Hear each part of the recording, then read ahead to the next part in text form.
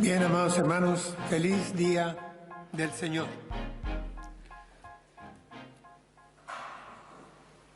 Finalizando el siglo XIX, y no hace mucho de esto, la entrega, el regalo, la herencia del pensamiento de ese siglo fue la de pregonar, anunciar el advenimiento, la llegada del superhombre. Era el pensamiento acá en Europa, el advenimiento del superhombre.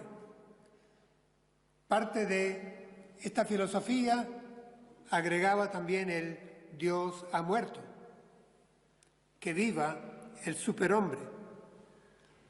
Y ese Dios ha muerto, por supuesto, se traducía, para hablar más claro, en la fe ha muerto. La religión es cosa del pasado, ha muerto, que viva el superhombre. Con optimismo se comenzó el siglo pasado. La historia se escribió y rápidamente el saldo fue rojo sangre. Pasó a ser el siglo de la historia de la humanidad con mayor número de guerras, de asesinados, de muertes, persecuciones, que registra el hombre sobre la tierra. Se le ha llamado el siglo de la sangre al siglo XX. Se enunciaron todos los derechos humanos imaginables. Tal vez quede alguno todavía por escribir. Lo cierto es que en el siglo XX se violaron todos los derechos humanos que se podían concebir. El siglo del superhombre. Y el ateísmo abandonó la trinchera de la incredulidad y pasó a una más cómoda, ya no beligerante. Y así más cerca de nosotros, de la incredulidad se pasó ¿a qué? A lo que observamos hoy día, la indiferencia. Ya no es el debate, es indiferencia. Y a la par de que hay indiferencia por los asuntos de fe, también hay una idolatría de la experiencia. Se considera que lo que vale es lo que se puede experimentar. Hay una exaltación de todo lo sensorial, lo que con mis 5 sentidos yo puedo verificar o percibir, eso es lo que existe, eso es lo real, eso es lo que vale. Lo demás es que ni siquiera debe ser, ni siquiera lo quiero considerar, no me hables de ello. No viene conmigo. Y si la fe se ha de manejar como nosotros tenemos que manejarla en términos de salvación, fe y salvación, trascendencia, pues simplemente se niega la necesidad de salvación. Hermanos, si ustedes le comentan a un vecino, a un amigo y hasta a un familiar la necesidad de ser salvos, les dirán, ¿salvos de qué? No siento necesidad de salvación. Y ahí topamos con una pared de concreto. Ahí topamos con un límite muy difícil de vencer. Para nuestra sociedad, para nuestro entorno, lo que mide la realidad y la importancia es, la métrica de lo real, es el placer, el bien vivir, el ser feliz.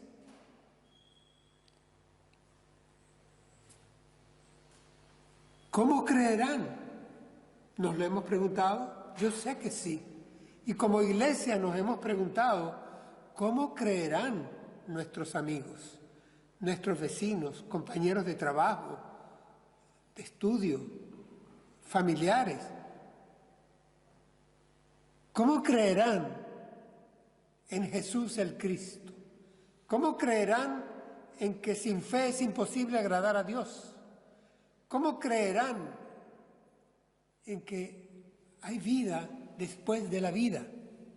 ¿Cómo creerán en que el hombre es un ser trascendente, que no somos el comamos y bebamos que mañana moriremos, que la respuesta no es el hedonismo de tiempos griegos y exagerado hasta el animalismo hoy en día? ¿Cómo creerán? Esta es una pregunta misiológica, porque la Iglesia tiene como función el llevar el mensaje de salvación, el de que crean los demás. Y aquí, hermano, no está en cuestionamiento ni siquiera para que consideremos si es que el hecho de la cruz de Cristo y de la resurrección de Cristo, el hecho de Cristo, que es el hecho central de la salvación, está en debate. No, hermanos, el problema está en que hoy en día la fe viene cayendo cada vez más, casi en picada, como se dice en deporte, viene en caída libre. El Señor Jesús se lo llegó a plantear a la audiencia: cuando el Hijo del Hombre regrese, cuando yo regrese, quería decir el Señor, ¿encontraré fe en la tierra? Es un elemento que está escaseando. El hombre se ha desencantado de depositar su fe en una serie de entes que lo han defraudado. Pero de paso, el desencantamiento de ejercer la fe le ha llevado a un escepticismo, a un materialismo extremo, en donde nos encontramos nosotros como mensajeros, como quienes debemos llevar un mensaje de fe, de esperanza, de trascendencia, de vida eterna en Cristo Jesús. Nos encontramos con que hay como un impermeable en las personas a quienes les hablamos, les comentamos. ¿Cómo creerán? Es la pregunta que me he hecho esta semana y que traigo para ustedes como título del sermón. ¿Cómo creerán? Tomando una pregunta que hace el apóstol Pablo. ¿Cómo creerán? ¿Cómo creerán? Hermanos, revisando lo que son las estadísticas oficiales de nuestra patria, estadísticas que salen de las escuelas de sociología, de las instituciones de gobierno, de organizaciones no gubernamentales, de academias. Les digo lo siguiente: 1/3 de los españoles afirma no creer en Dios o simplemente ser agnóstico. De 10, 3. Pero les cito esto porque de los diferentes territorios peninsulares, en Cataluña, en nuestra Cataluña, la cifra es superior. Y es la superior de las 17 comunidades.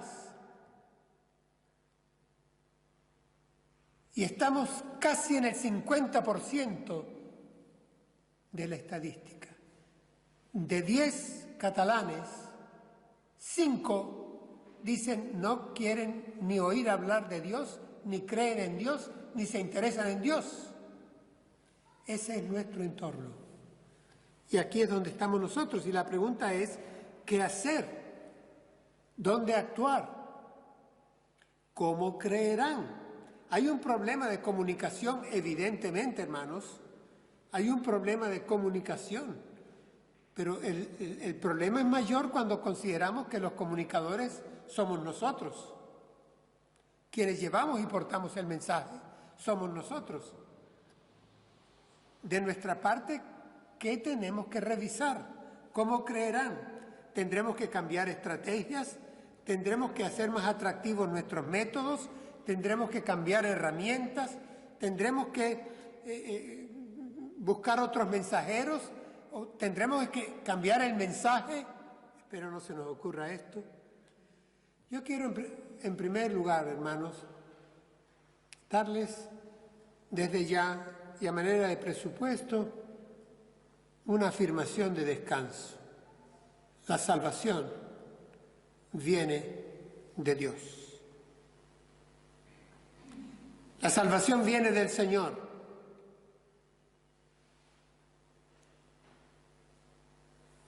En uno de aquellos talleres que por varios meses hicimos sobre soteriología, me cito a mí mismo.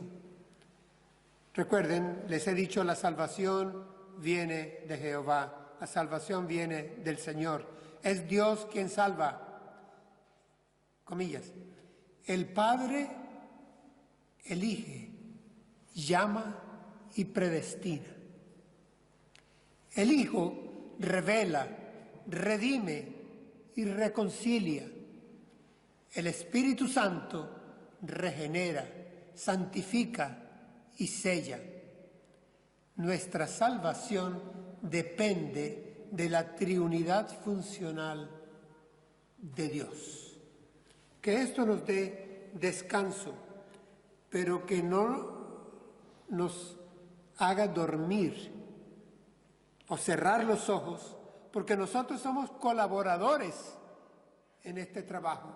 El apóstol Pablo dice que se nos ha confiado el ministerio de la reconciliación a nosotros, a ti y a mí.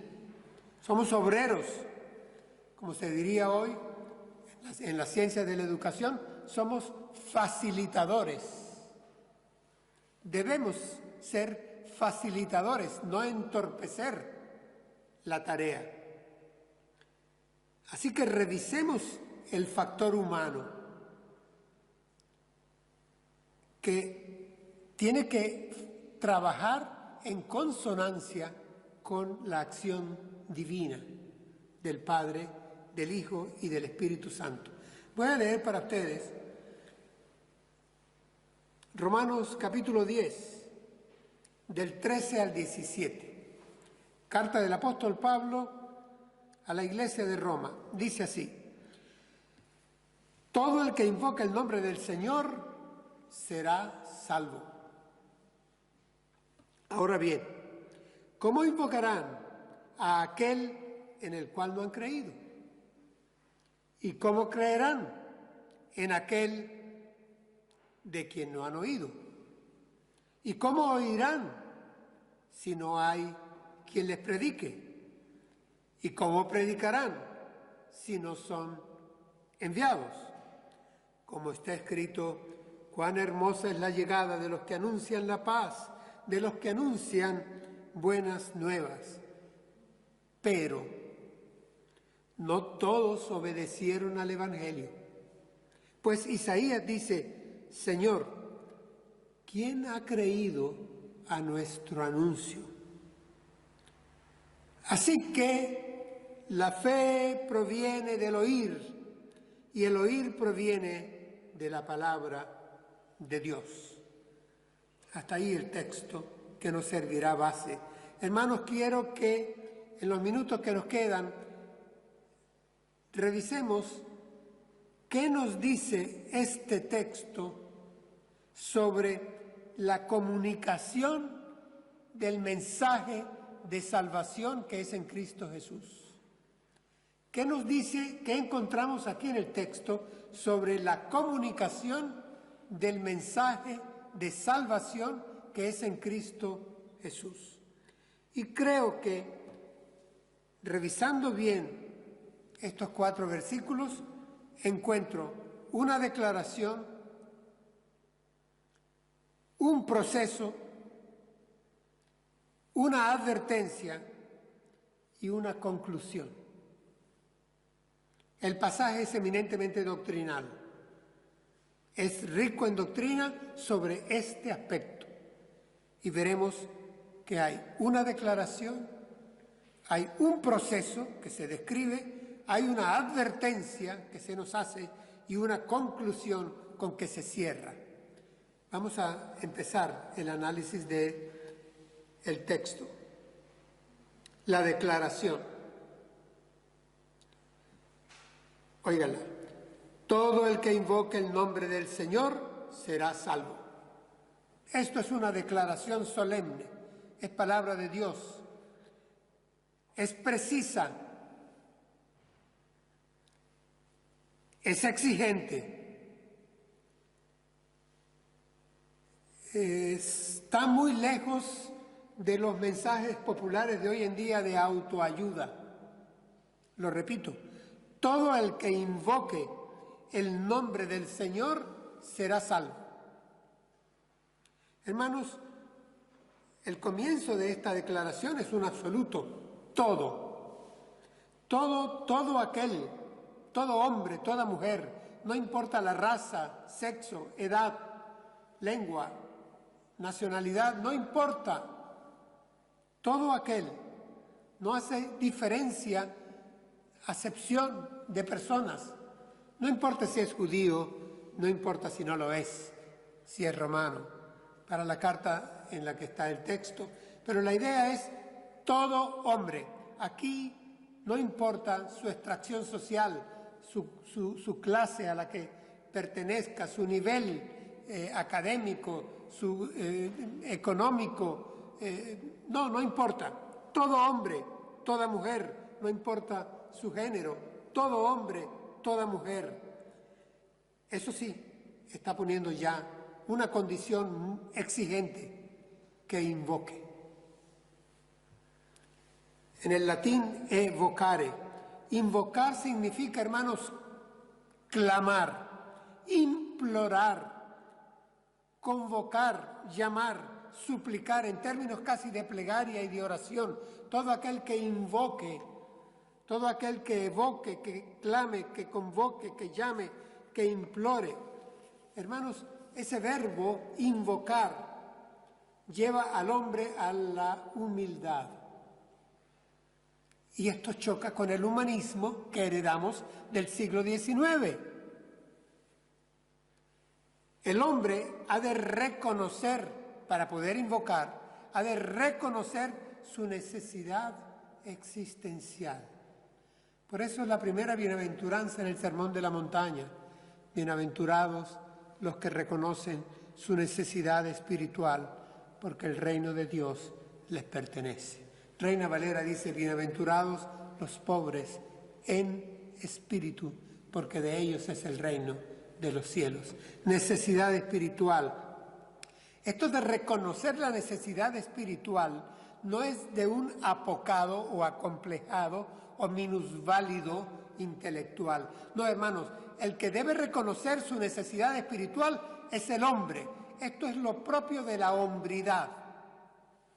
Todo hombre, auténticamente hombre, creado a imagen y semejanza de Dios, debe de reconocer que es criatura de Dios, que depende de Dios y que está vinculado a Dios y que debe de relacionarse con Él en términos de adoración. El hombre adora, los animales no. Por eso, invocar le exige al hombre reconocer su necesidad, su precariedad existencial, espiritual. Pero también el invocar exige reconocerle a Él. ¿A quién Él? Aquí dice, todo el que invoque el nombre del Señor. El nombre, la expresión el nombre es identidad que tiene nombre y se llama Jesús de Nazaret. Todo el que invoque el nombre de Jesús, el Cristo, el Hijo de Dios, el Hijo de María, el Señor, el Salvador, el Maestro, todo el que invoque el nombre del Señor, el Señor es el Señor. Y esto no es aquí un vocablo de buena educación. Señor es deidad, divinidad, Emmanuel, Dios con nosotros. Todo el que invoque el nombre del Señor, reconociendo su necesidad y reconociendo que de Él proviene la salvación, el resultado es salvación. Será salvo.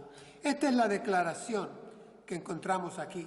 Hermanos, a lo que está haciendo el apóstol Pablo cuando escribe esto es citar a un profeta del Antiguo Testamento. 500 años antes el profeta Joel lo había escrito. Y todo el que invoque el nombre del Señor será salvo. Joel 2:32. Es que esto está en toda la Biblia. Los patriarcas invocaron el nombre de Jehová. Lo hicieron los jueces, lo hicieron los reyes, lo hicieron los profetas, lo hizo todo el pueblo, lo hicieron los sacerdotes. Invocaban el nombre del Señor, el nombre de Dios. Pero para eso hay que reconocerse necesitado de salvación, cosa que hoy en día escasea. Es reconocerle a Él como el único, como la deidad, como el único Dios verdadero. Oye, oh Israel, Jehová vuestro Dios, Jehová único es, único es. Esto es una lección que está en toda la palabra de Dios y forma parte de nuestro mensaje que no podemos cambiar. Declaración. Continuemos. Les dije que en segundo lugar encontraba aquí un proceso. En cuanto a la comunicación del Evangelio, hay aquí explicitado en el mejor estilo de la mejor literatura griega, se van poniendo los argumentos uno tras otro, el lego, como lo llamaban en la cultura helénica. Leo para ustedes, miren el proceso. Ahora bien, se plantea el apóstol Pablo, ¿cómo invocarán a aquel en el cual no han creído? ¿Y cómo creerán en aquel de quien no han oído? ¿Y cómo oirán si no hay quien les predique? ¿Y cómo predicarán si no son enviados? Hermanos, nos damos cuenta entonces que ya el apóstol Pablo está afirmando que el creer no es algo accidental. Aquí hay un orden, aquí hay un proceso que está organizado por el Espíritu Santo mismo de Dios. Ese orden no puede ser alterado, no puede ser manejado, no da lugar a ocurrencias. Es un orden lógico. Hermanos, aquí hay una cadena de eventos articulados. Son verbos, uno tras de otro, en su lógica secuencia.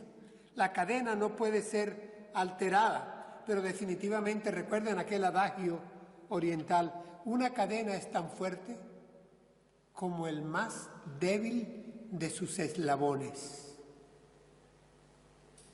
Y debemos de identificar dónde estará la debilidad para que esta cadena no funcione y se rompa.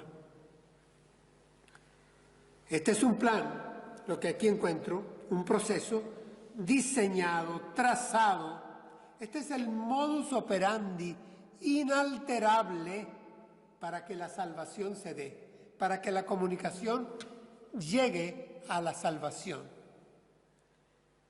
Se formula en 4 preguntas que el apóstol de manera lacónica responde y responde de manera encadenada.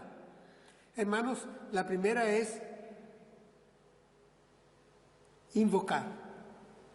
Pero, ¿cómo invocarán a aquel en el cual no han creído? Para invocar hay que creer. Pero para creer, ¿qué es creer? Ejercer la fe, estar bien informado, aunque el conocimiento que tengamos sea parcial, no importa. Pero para yo creer, debo de recibir información. Y entonces, creyendo, podré invocar. El orden es lógico. ¿Cómo invocarán a aquel en el cual no han creído? Quiero llamar la atención. Miren, no dice cómo invocarán en aquello. Dice en aquel. Está hablando de una persona. Y esto es clave. ¿Cómo invocarán a aquel en el cual no han creído? Y la cadena se da continuidad. ¿Y cómo creerán en aquel? No es en una doctrina, hermanos. No es en un plan, no es en una argumentación, es en una persona. Nos toca presentar a una persona y esa persona tiene nombre, Jesús, el Cristo de Nazaret, el Hijo de Dios. Es a quien debemos presentar. Por eso lo tenemos en nuestros dos carteles fuera, viendo a la calle. ¿Quién es Jesús para ti? Nosotros, como miembros de esta iglesia, tenemos que presentar a Jesús, a la persona de Jesús. Para invocar hay que creer. La segunda, para creer. El apóstol dice, ¿y cómo creerán en aquel de quien no han oído? Para creer hay que oír. Evidentemente hay que escuchar. Ahí el verbo dice escuchar con atención. Y para un judío o alguien de cultura judía, escuchar u oír era estar dispuesto a obedecer si le convencía lo que se le presentaba. Era estar dispuesto a cambiar. Y hermanos, era estar dispuesto a nacer de nuevo. Es que te escucho porque lo que me estás predicando, lo que me estás anunciando, puede cambiar mi vida para bien. Puede cambiar mi manera de pensar, mi manera de sentir, mi manera de actuar, toda mi cosmovisión. Ahora, continúa la lógica del proceso. Dice, ¿y cómo oirán si no hay quien les predique? Hermanos, para oír hay que anunciar. Hay que anunciar. Cuando uno va a los manuscritos, se nos pone aquí, es que somos heraldos, anunciadores. Ya les he dicho que todos somos facilitadores. Esta no es una tarea para encargárselo a un evangelista, a un predicador, al pastor, a algún hermano que tiene el don. No, hermanos, todos somos comunicadores. No podemos dejar de decir lo que hemos visto y oído, lo que ha acontecido en nuestras vidas, lo que nos ha cambiado, tenemos que compartirlo. Todos nosotros. Ahora, evidentemente, tenemos que compartir lo que conocemos. No debemos de compartir ignorancia, no debemos de compartir desconocimiento, no debemos de compartir confusión, debemos de compartir lo que conocemos. Así que debemos de familiarizarnos con el mensaje. Hermanos, el apóstol Pablo a otra iglesia, a la iglesia de Corintios, le escribió, así que somos embajadores en nombre de Cristo, todos, como si Dios rogase por medio de nosotros, os rogamos en el nombre de Cristo, reconciliaos con Dios. Somos agentes de reconciliación, anunciadores. El Señor Jesús lo dijo en una frase muy breve, ¿recuerdan? Me seréis testigos. Dios habla hoy, lo pone de una manera muy elocuente. Saldréis para hablar de mí. Recibiréis poder cuando venga sobre vosotros el Espíritu Santo y saldréis para hablar de mí. Esa es la misión. Recuerden, hermanos, aquí está invocar a aquel, creer en aquel, predicar a aquel, para que ellos oigan de aquel, de Jesús, de la persona de Jesús. No enredemos el Evangelio. El Evangelio es Jesús de Nazaret. La buena noticia es Jesús de Nazaret. Esa es la noticia central del mensaje. Así que debemos de promover por la comunicación un encuentro con la persona de Jesús. Que nuestro conocido, que nuestro familiar, que nuestro vecino se encuentre con Jesús. presentemos a Jesús. Hemos visto la declaración, hemos visto que hay un proceso néumico, lógico y humano. Y ahora les llevo a la advertencia. Aquí hay, sin embargo, una advertencia. Dice, citando al mismo Isaías, al profeta Isaías, como está escrito, cuán hermosa es la llegada de los que anuncian la paz, de los que anuncian buenas nuevas. Hermanos, estamos llevando un mensaje de paz con Dios, reconciliados con Dios y reconciliados unos con otros. El mensaje del Evangelio es un mensaje de paz, es decir, paz, sí, paz con Dios. Buenas noticias, Evangelio en griego. Llevamos buenas noticias, llevamos un mensaje de paz. Sin embargo, hoy en día no nos toleran. Aquí hablamos de muchas fobias que están de moda aquí en España. Y quiero decirles algo, aquí hay cristianofobia. Ya no se nos tolera por formalidad y buenas costumbres, tal vez, por un tiempo. Y lo que llevamos es mensaje de paz y buena noticia. Deberían darnos la bienvenida, pero les dije que aquí voy con una advertencia y no voy yo, el apóstol Pablo la pone. ¿Cuál es la advertencia?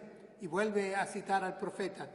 Dice, pero a pesar de que llevemos buena noticia, a pesar de que nuestro mensaje sea de salvación, de trascendencia, de vida eterna, a pesar de eso, ¿qué? Hay un pero.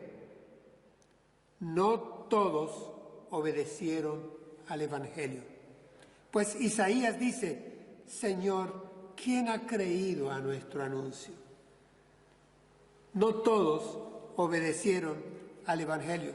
Hermanos, la expresión de no todos obedecieron al Evangelio es una expresión eufemística. No es que no todos, es que muy pocos obedecen al Evangelio. Y la pregunta de Isaías, ¿quién ha creído a nuestro anuncio? Es, caramba, recibo palabra de Dios en el templo, es Isaías, la llevo al pueblo. ¿Y quién? ¿Quién es? Porque quiero que me muestren. ¿Quién? Porque no los veo. Esto es lo que está diciendo. Buenas noticias, evangelio, traigo mensaje de paz. ¿Y quién cree? Y yo me lo pregunto también. Miren cómo van las cosas, los números aquí. ¿Quién ha creído? ¿Cómo creerán, hermanos? No es cuestión solo de pocos, es cuestión de que somos una minoría extrema. Me decía un hermano con el que hablaba en estos días por teléfono, caramba, Víctor, pareciera que vamos en vías de extinción. Digo, no, lo que estamos es en vías de cumplimiento de lo que el Señor dijo, pequeño rebaño. Lo que estamos es viendo que se cumple lo que el Señor advirtió, pocos son los que entran. Lo que estamos es viendo que el Señor Jesús no ensancha la puerta es estrecha. Lo que estamos es viendo que el camino sigue siendo angosto, angosto el camino. Fuérzalos a entrar, dice en la parábola el jefe de la fiesta a su mayordomo, porque no quieren entrar, no quieren entrar. Los apóstoles le dijeron en voz de Pedro, nosotros hemos creído y conocemos que tú eres el Cristo, el Hijo del Dios viviente. Nosotros sí hemos creído, dice el apóstol Pedro, somos pocos, pero creemos. Hermanos, que esto no nos mueva a orgullo. No es que hemos creído porque somos mejores. No es que hemos creído porque nuestro corazón es más sensible, porque somos buena gente.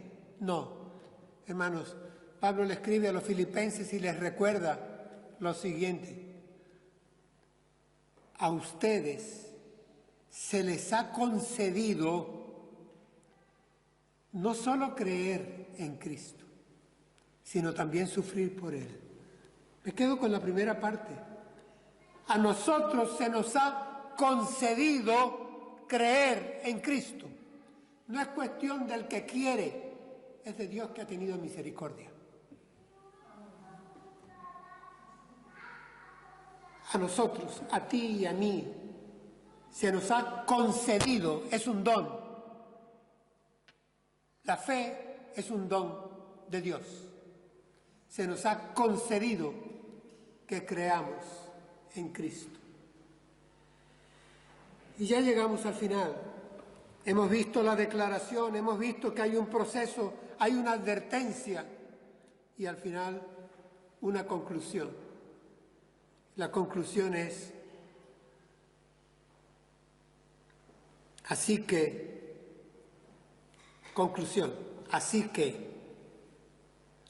la fe proviene del oír y el oír proviene de la palabra de Dios. Algunos manuscritos muy antiguos ponen de la palabra de Cristo. Tomémosla en cualquiera de las dos. Hermanos, aquí se nos está recordando que en el proceso de comunicación del mensaje interviene felizmente e indispensablemente la palabra revelada de Dios. Para que se dé el acto de fe, para que crean, tiene que hacerse presente la palabra de Dios. No es un asunto de magia, es que es palabra de Dios. Y vuelvo a citar al profeta Isaías, capítulo 55. Escuchen esto, hermanos. Como desciende de los cielos la lluvia y la nieve, y no vuelve allá, sino que riega la tierra y la hace germinar y producir, y da semilla al que siembra y pan al que come, así será mi palabra, dice Dios, que sale de mi boca, no volverá a mí vacía, sino que hará lo que yo quiero, dice Dios, y será prosperada en aquello para que la envíe. Gracias, Señor, por tu palabra. Isaías 55, capítulo 10. Así que, hermanos, la fe viene de Dios por su palabra revelada. La fe es fruto, la fe que salva, es fruto del oír la palabra de Dios.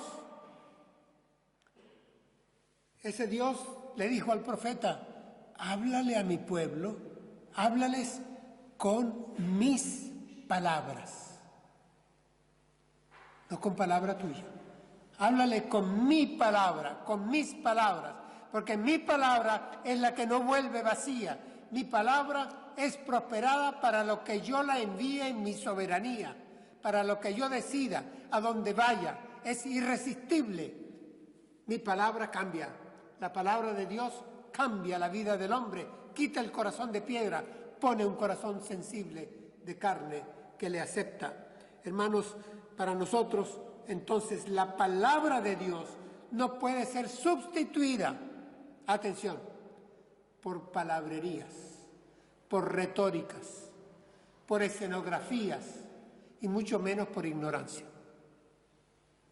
Es la palabra de Dios la que tenemos que servir, la que tenemos que dar, predicar, anunciar, ser heraldos de, para que los hombres la oigan, porque el oír la palabra de Dios engendra la fe, engendra la fe. Y la fe, hermanos, quiero ya finalizar, la fe, advertencia, la fe tiene contenido.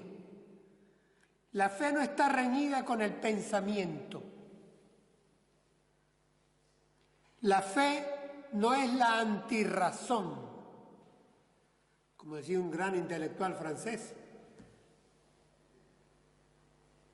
tenemos muy buenas razones para creer, porque nuestra fe es razonable, no atenta contra mi intelecto. Hubo un libro que a mí me marcó cuando yo era joven, profesor en la universidad, apenas comenzando. Creer es también pensar. Y es que, hermanos, el mandamiento tan antiguo dado a Moisés, 3.600 años 3.500 años adorarás al Señor tu Dios con toda tu fuerza, con todo tu corazón, con toda tu alma, con toda tu mente. Pon toda tu mente. El apóstol Pablo lo exige. dispongan la mente, el entendimiento cuando lean, cuando hablen. Con la mente adorarás al Señor tu Dios pensando. Él te dio esa capacidad superior. Utilízala al adorarlo, al predicar, al meditar en Él. Hay evidencias que exigen veredicto. Hay hechos históricos que exigen pronunciamiento. Nuestra fe es una fe pensada. Y por eso vuelve la pregunta con que inicié. ¿Cómo creerán? ¿Cómo creerán? Hermanos, a nosotros lo que nos toca es sembrar. Lo que nos toca es regar, cultivar, cuidar. Pero la salvación viene de Dios. La salvación viene de Dios. Descansemos en ello. Cuidemos la comunicación. Cuidemos, seamos buenos comunicadores, fieles mensajeros de su palabra, la palabra de Dios, que es viva, que es eficaz, que no regresa vacía. Esa palabra que alimenta al hombre, llevémosla a los demás. La salvación viene de Dios. Damos gracias al Señor.